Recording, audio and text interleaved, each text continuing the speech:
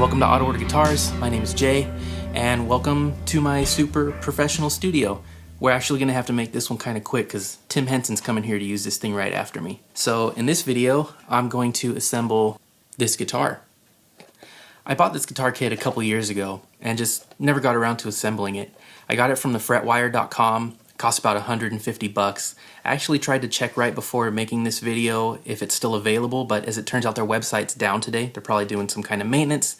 So if it is still available, I'll leave a little subtitle here letting you know that it is. But I did check maybe a few months ago and it was still available and it was still about 150 bucks. So what do you get for 150 bucks? Well, for starters, you get a body, a neck, a bridge, tuners. You only get 2 of them too, just so you know. Just kidding, there's 6 of them. Back plates and covers. The claw! The claw! Springs, strap buttons, a football jack, the string tree assembly, all the screws required for assembly, and most importantly, a loaded pick guard. Everything's already pre-wired. There are literally only 3 cables that you'll have to solder. So there's a lot of things that I want to do and eventually will do to this guitar. But for this video, I just want to show you how easy it is to put together what they give you. In follow-up videos, we'll take it back apart and refine it and maybe put some upgraded parts in it to make it sound and play better. But for this video, it's just going to stay looking like this and we'll see if it sounds any good. Let's get to it. Okay, so we're going to start with the part that people who are new to this will probably be really intimidated by, and that's the soldering. And I'm here to tell you that it's almost impossible. I'm just kidding. It's super easy. There's no reason to be intimidated by soldering. It's not welding. It's way simpler than that. Funny enough, I'm actually a really sloppy solderer, so I'm not going to be the person to teach you how to do it. I encourage you to go check out a couple videos that are specific to teaching about soldering, and then maybe practice on a couple throwaway cables or something just to get the feel for it, and then come back and try this. So as I mentioned before, you only have to worry about 3 cables in this project. Everything else is already done. So you have 2 ground cables and 1 signal cable. And where do they go? One of the grounds is going to go to the claw, and then the other ground and the signal cable, or the yellow cable, is going to go to your input jack. So how do you know which post to connect your ground and your hot wire to on an input jack? Well, a cool way to tell is by using a cable. So on a cable, the sleeve, or this part right here, is your ground, and then the tip is going to be your hot. And you can see they're separated by a little bushing there. And if you plug it into your jack, then you can see that the tip touches this longer post right here, and the sleeve is actually touching the center. And so if you follow that little post, you can actually see in between the little bushings, if you rotate it around, you can see it's directly connected to this post right here. So that's going to be where your hot, or your yellow cable in my case, is going to get connected. And if you look from the top, you can actually see this other post is directly connected to the part that the sleeve touches in the center, and so that's going to be where your ground is going to get connected to. As far as which ground cable to use, it doesn't matter. They share a common ground, so in my case they're both the same length, so it really doesn't matter which one I choose. If for some reason yours are different lengths, just make sure that each one reaches where it needs to go. And if you look at the guitar body, you can see that there's a hole right here. One of the ground cables is going to go through that hole to the back of the guitar. And right here, there's another hole that the yellow cable, or the hot cable, and the other ground cable will be fed through to go to where the input jack is going to go.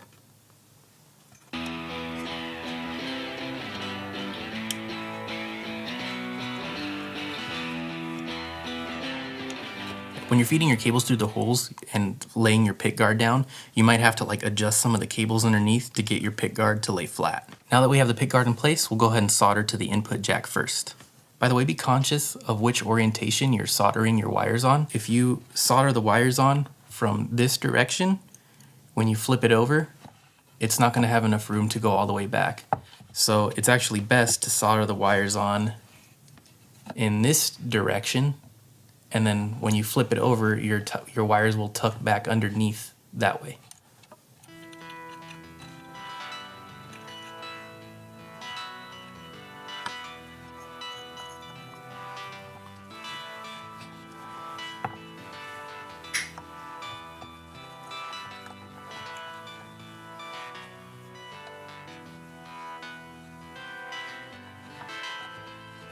And just for the sake of keeping it in place, I'm going to put a couple screws to hold this thing down so it doesn't fall out when I turn it over. Alright, so we're going to flip this dude over. Make sure you hang on to your pick guard. And then we have to install the claw. In order to get the cable to actually bond to the surface of the claw, you're going to need to scuff it up first. So you can take maybe the point of a screwdriver, sandpaper, a Dremel tool, anything that you can scratch the surface with to get the top layer of coating off so that the solder will actually adhere to the metal of the claw. If you don't do that, you'll probably be sitting there for eternity trying to get the solder to bond to it. So scuff it up first and then try to solder to it.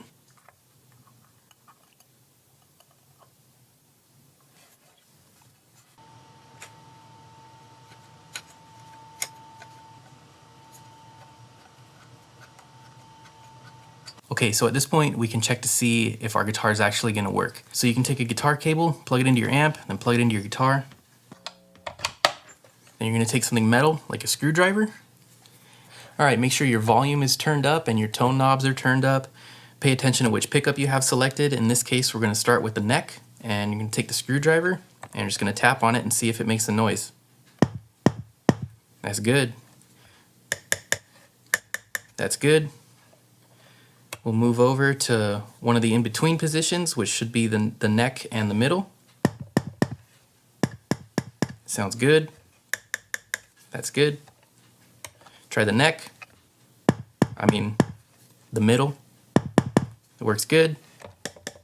No sound there, no sound there. That's perfect. Do the other in-between position.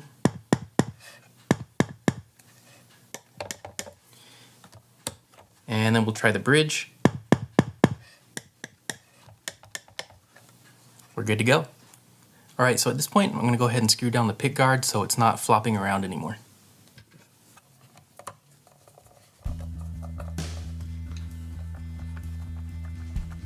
You know, I forgot to mention, all the holes on this guitar are pre-drilled.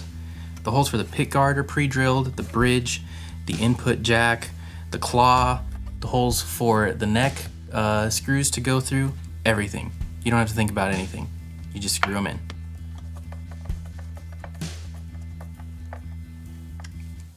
All right, let's go ahead and install the bridge.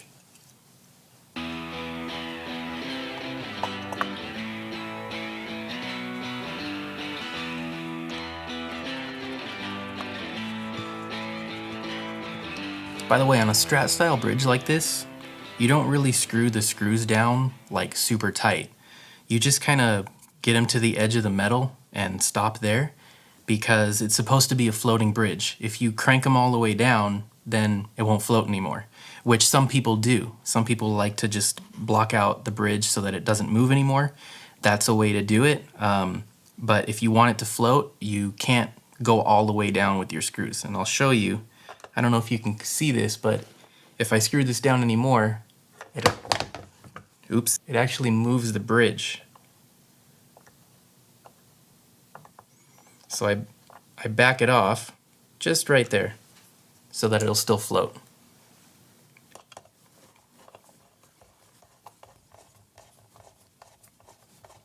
Okay, well, I guess it's time that we put on the neck. So what I should do before I put it on is make sure that it's flat and then level and dress the frets and all that stuff.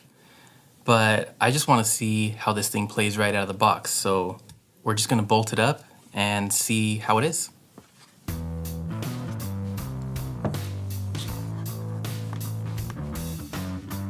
First of all, check this out.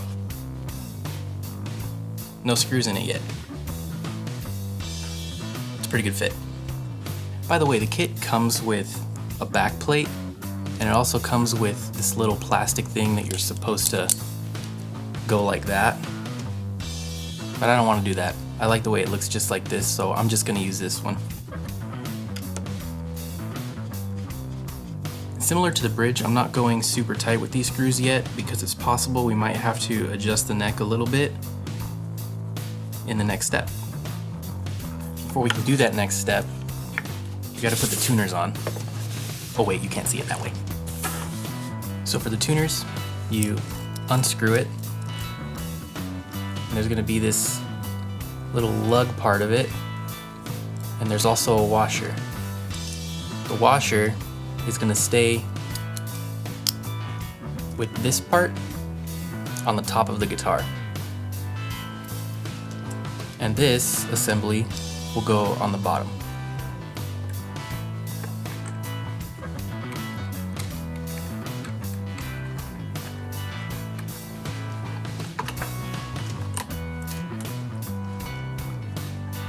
So there's these little itty bitty screws that are for securing the tuners to the back of the headstock. And they're kind of easy to get confused with these other two itty bitty screws that are supposed to be for the string trees. One of them has a little sleeve at the top of it, if I can get that to focus. This is for a string tree. And if you look really carefully at these other ones, this one right here is different than those. It's also for the string tree.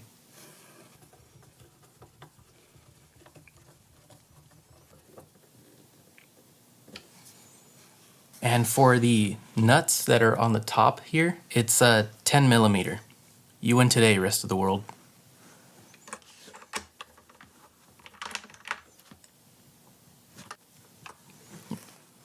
Actually, you guys win every day. Imperial System sucks. Alright, so now that we have the neck on, and the tuners on, and the bridge on, we're going to run two strings through it, the low E and the high E, just to make sure that they're nice and straight along the edge of the fretboard and that one of them's not hanging off or doesn't have enough clearance or anything like that. So let's run a couple strings through it and see how it looks.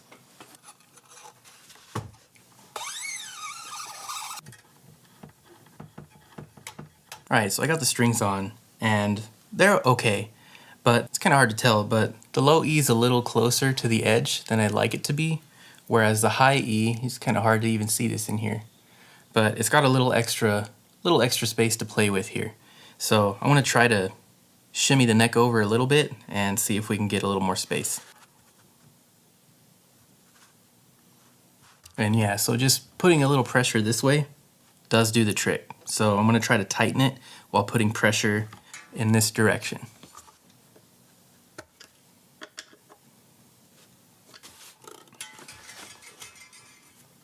Yeah, not too bad. So I'm going to loosen these strings back up because I still have to put the springs for the claw on the back of the guitar, and we're almost there.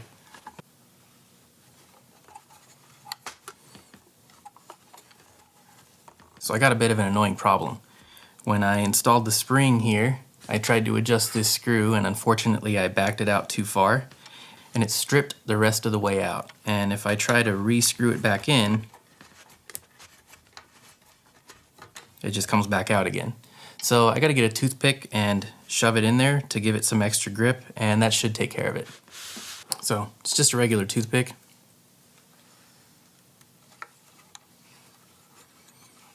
Put it in as far as it'll go. And you can either break it off, or I like to clip them off with these.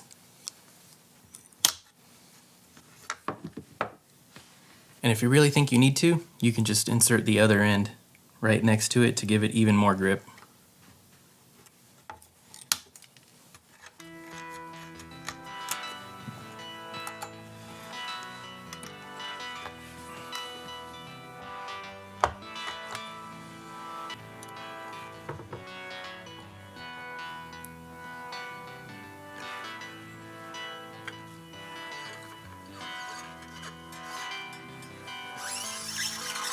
Whoa.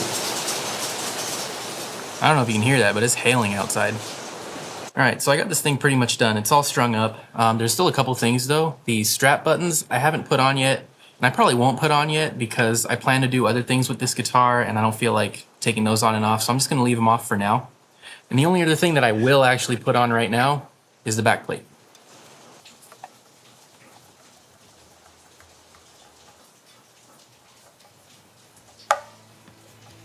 Check it out. It's a guitar. I've actually spent about a week with this thing, and I'm surprised at how good it is, especially for its value. I wouldn't exactly put it on the level as the guitars behind me, which come from major manufacturers, but I actually think with a little bit of effort, we could get this thing pretty close. So, as you saw, I assembled this thing right out of the box, which isn't really the right way to do it. I only did that for the sake of making this video, but if you're gonna put together a kit, I would highly recommend starting with doing fretwork first, and then you can move on to painting the body or staining it, whatever you choose to do, then assemble the guitar, because otherwise you're gonna have to do what I'm about to do and take it all back apart just so I can do those things. Being that I didn't do any fretwork to this thing yet, I fully expected to have buzzing frets. Not a single one. It plays perfect. There's nothing wrong with it. So I'm really curious to see when I do get the neck off this thing to see if there's even any problems at all. There's a chance that I might not have to do any leveling to the frets at all, but we'll have to see. Another thing that surprised me about this guitar were the electronics, or the volume and tone knobs. I fully expected them to be the type of knobs where you turn them and nothing happens, and nothing happens, and nothing happens until the very last little bit, then everything happens. But they're not like that at all. They're actually really smooth. In fact, they kind of work better than some of the guitars behind me here, which is really surprising. So A+ for the knobs. Another thing is the selector switch. The positions are really defined. So as you click through, you can really tell exactly where you are. I've played a few guitars in the past where you move the selector switch and they're really sloppy, and you can't really tell what pickup you're on. This one, each one is like really defined, so you know exactly where you are. I thought that was really cool. Alright, so on to the cons. The bridge is just kind of a cheap metal bridge. It doesn't necessarily have to be replaced. It's doing its job, but it's definitely on the list of things that I would consider replacing on this guitar. The nut is just a plastic nut. It doesn't necessarily have to be replaced, much like the bridge. It's doing its job, but I'm pretty sure I have an extra bone nut laying around here that I'm gonna throw in here. But just so you know, it is a plastic nut. And since we're up here, the tuners are the worst thing about this kit. They're awful. These are definitely on the chopping block and they're definitely gonna get replaced. But aside from that, I'm really enjoying this guitar. And I'm excited to move on to the next steps of improving it and seeing how good I can get it. If you're interested in following the journey of this guitar, please hit that subscribe button, and while you're there, you might as well hit the like button too. But for now, I'll go ahead and play you guys out, and hopefully I see you on the next one. Take it easy.